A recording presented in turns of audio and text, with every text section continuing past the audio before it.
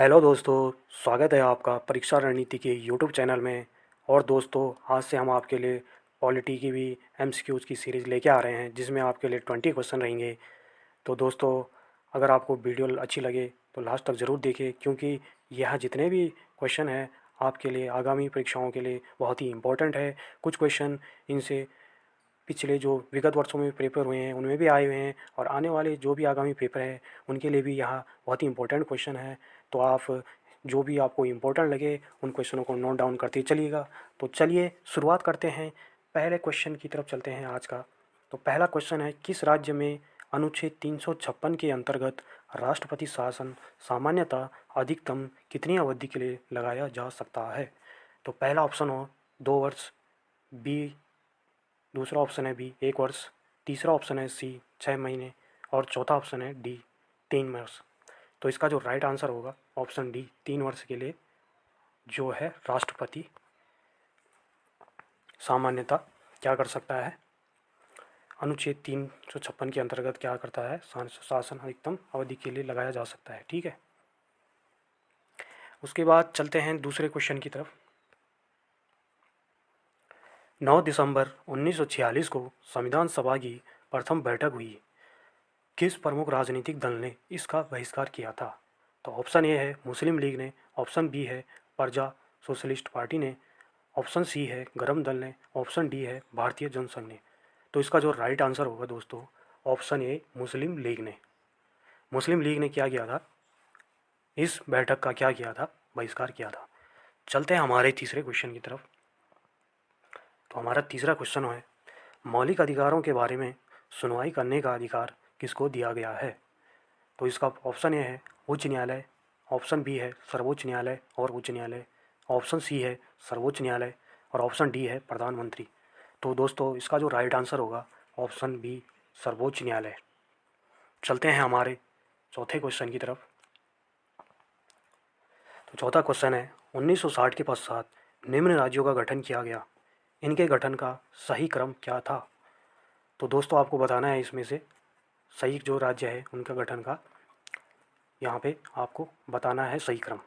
तो जो इसका सही क्रम है जो इन राज्यों का, तो सबसे पहले देखेंगे आप, सबसे पहले है नागालैंड, दूसरा है हरियाणा, तीसरा है मेघालय, और चौथा है आपका सिक्किम। तो इसका जो राइट आंसर होगा ऑप्शन ए इसका राइट आंसर होगा। तो चलते हैं हमारे पाँचवें क्वेश्चन की तरफ। तो पाँचवा क्वेश्चन है हमारा, राज्य पुनर्गठन अधिनियम 1956 ने समस्त देशों को विभक्त किया था। तो इसका पहला ऑप्शन है 17 राज्यों तथा 7 संघीय क्षेत्रों में विभक्त किया था। दूसरा ऑप्शन है 14 राज्यों तथा 6 संघीय क्षेत्रों में विभक्त किया। तीसरा ऑप्शन है 22 राज्यों तथा 9 संघीय क्षेत्रों में विभक्त किया, और ऑप्शन डी है इसका इनमें से कोई नहीं। तो दोस्तों, इसका जो राइट आंसर होगा वो होगा ऑप्शन बी, 14 राज्यों तथा 6 संघीय क्षेत्रों में क्या किया था, विभक्त किया। चलते हैं हमारे छठवें क्वेश्चन की तरफ। भारत की देशी रियासतों के विलय में जिन व्यक्तियों ने महत्वपूर्ण भूमिका निभाई वह कौन थे? तो ऑप्शन ए है जवाहरलाल नेहरू तथा सरदार पटेल, ऑप्शन बी है सरदार पटेल तथा ए के मुंशी, ऑप्शन सी है सरदार पटेल तथा वीपी मेनन, और ऑप्शन डी है दोस्तों सरदार पटेल तथा राजेंद्र प्रसाद। तो इसका जो राइट आंसर होगा दोस्तों वो होगा सरदार पटेल तथा वीपी मेनन। इसका जो राइट आंसर होगा वो सरदार पटेल व वीपी मेनन होगा, जिन्होंने महत्वपूर्ण भूमिका निभाई थी। ठीक है, देशी रियासतों का विलय करने में। चलते हैं हमारे सातवें क्वेश्चन की तरफ दोस्तों। स्वतंत्रता के समय भारत में कितने प्रकार की राजनीतिक इकाइयाँ थी? तो ऑप्शन ए है पहला 1, ऑप्शन बी है 2, ऑप्शन सी है 3, और ऑप्शन डी है 4। तो इसका राइट आंसर होगा दोस्तों ऑप्शन बी 2। उस समय क्या की थी, 2 राजनीतिक इकाइयाँ भारत में थी। चलते हैं हमारे आठवें क्वेश्चन की तरफ। भारतीय राष्ट्रीय कांग्रेस का प्रथम विभाजन कब हुआ था? तो ऑप्शन है आपके सामने, ऑप्शन ए है 1905 ईस्वी में, ऑप्शन बी है 1907 ईस्वी में, ऑप्शन सी है 1906 ईस्वी में, और ऑप्शन डी है आपके पास 1908 ईस्वी में। तो इसका जो राइट आंसर होगा दोस्तों ऑप्शन बी 1907 में क्या हुआ है, राष्ट्रीय कांग्रेस का प्रथम विभाजन हुआ है। चलते हैं हमारे 9वें क्वेश्चन की तरफ। श्रीमती एनी बेसेंट कांग्रेस की अध्यक्ष कब निर्वाचित हुई? तो इसका जो ऑप्शन है पहला ऑप्शन है अमृतसर अधिवेशन 1919 में, ऑप्शन बी है कलकत्ता अधिवेशन 1917 में, ऑप्शन सी है बम्बई अधिवेशन 1918 में, और ऑप्शन डी है लखनऊ अधिवेशन 1916 में। तो इसका जो राइट आंसर होगा दोस्तों वो होगा ऑप्शन बी, कलकत्ता अधिवेशन 1917 में। ठीक है, 1917 का जो अधिवेशन हुआ था उसमें क्या था, श्रीमती एनी बेसेंट कांग्रेस की अध्यक्ष निर्वाचित हुई थी। चलते हैं हमारे 10वें क्वेश्चन की तरफ। बंगाल का विभाजन हुआ, पहला ऑप्शन है आपके सामने 15 अक्टूबर 1905, दूसरा ऑप्शन है 15 नवंबर 1905, तीसरा ऑप्शन है 15 सितंबर 1905 और चौथा ऑप्शन है 15 अगस्त 1905। तो इसका दोस्तों जो राइट आंसर होगा 15 अक्टूबर 1905 का क्या हुआ, 15 अक्टूबर 1905 को क्या हुआ, बंगाल का विभाजन हुआ। ठीक है, चलते हैं हमारे 11वें क्वेश्चन की तरफ। बिहार बंगाल से अलग हुआ, पहला ऑप्शन है 1909 में, दूसरा ऑप्शन है 1912 में, तीसरा ऑप्शन है 1915 में और चौथा ऑप्शन है 1923 में।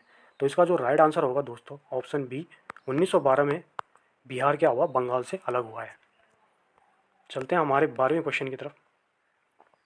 संविधान के किस अंग में लोक कल्याणकारी राज्य की अवधारणा निहित है? तो पहला ऑप्शन है प्रस्तावना में, दूसरा ऑप्शन है राज्य के नीति निर्देशक तत्वों में, तीसरा ऑप्शन है मूल अधिकारों में और चौथा ऑप्शन है इनमें से सभी।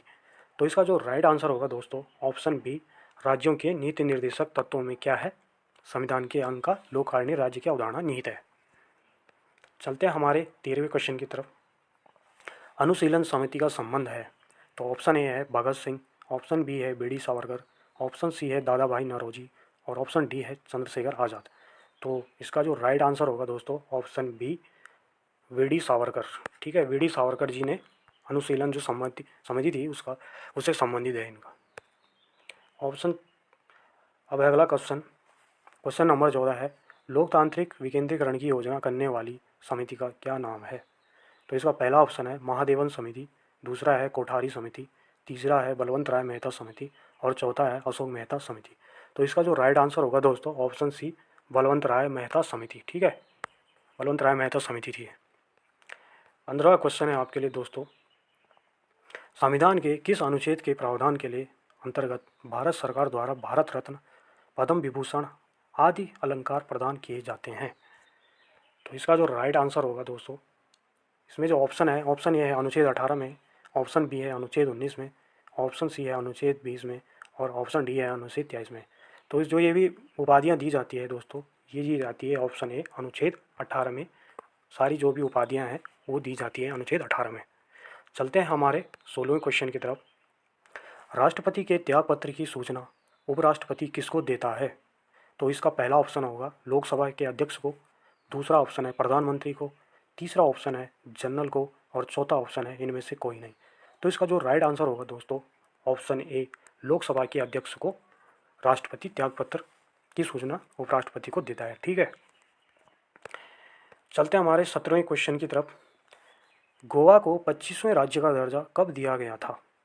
ऑप्शन ए है 20 फरवरी 1987 को, ऑप्शन बी है 25 जनवरी 1971 को, ऑप्शन सी है 20 फरवरी 1987 ईस्वी को और ऑप्शन डी है 30 मई 1987 ईस्वी को।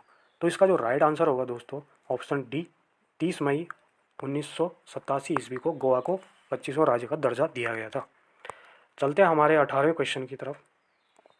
संविधान निर्माण कार्य में कुल व्यय हुआ था, तो 67,96,729 रुपये पहला ऑप्शन है, दूसरा ऑप्शन है 65,96,729 रुपये, तीसरा ऑप्शन है 60,96,729 रुपये और चौथा ऑप्शन है 63,96,729 रुपये। तो दोस्तों इसका जो राइट आंसर होगा ऑप्शन डी, 63,96,729 रुपये इतना व्यय हुआ था संविधान निर्माण के टाइम पे, इतना कुल व्यय हुआ था ये। चलते हैं हमारे 19वें क्वेश्चन की तरफ। संविधान सभा के स्थायी अध्यक्ष के रूप में किसे निर्वाचित किया गया था? तो इसका जो ऑप्शन है आपके सामने, पहला ऑप्शन है डॉक्टर भीमराव अंबेडकर, दूसरा ऑप्शन है डॉक्टर वी.एन. राव, तीसरा ऑप्शन है डॉक्टर राजेंद्र प्रसाद और ऑप्शन डी है इनमें से कोई नहीं। तो इसका जो राइट आंसर होगा दोस्तों वो होगा option C, doctor Rajendra Prasad. ठीक है, डॉक्टर राजेंद्र प्रसाद इसके स्थायी सदस्य थे। अब है लास्ट और अंतिम क्वेश्चन है दोस्तों आपके लिए, संविधान सभा के प्रारूप समिति के सदस्य की संख्या कितनी थी? तो इसका पहला ऑप्शन है ऑप्शन 4, दूसरा ऑप्शन है ऑप्शन 5, तीसरा ऑप्शन है 6 और चौथा ऑप्शन है 7। तो इसका जो राइट आंसर है दोस्तों ऑप्शन डी 7। प्रारूप जो समिति थी उसके सदस्यों की संख्या कितनी थी? 7 थी। तो दोस्तों आपको कैसी लगी यह वीडियो ज़रूर कमेंट बॉक्स में लिखिए, और जो भी गलतियाँ हुई होगी या जो भी हमसे जो भी आपकी क्वेरीज़ होगी, जो भी सुधार की आपकी और आपको लगता होगा कि जो भी हमसे और ज़्यादा बेहतर सुधार हो सकता है, उसके लिए आप हमें कमेंट बॉक्स में ज़रूर हमें राय दें, ताकि हम अगली बार आपके लिए इससे भी अच्छी बेहतरीन वीडियो आपके सामने ला सकें। तो बने रहें हमारे वीडियो के साथ और हमारे इस चैनल के साथ। धन्यवाद।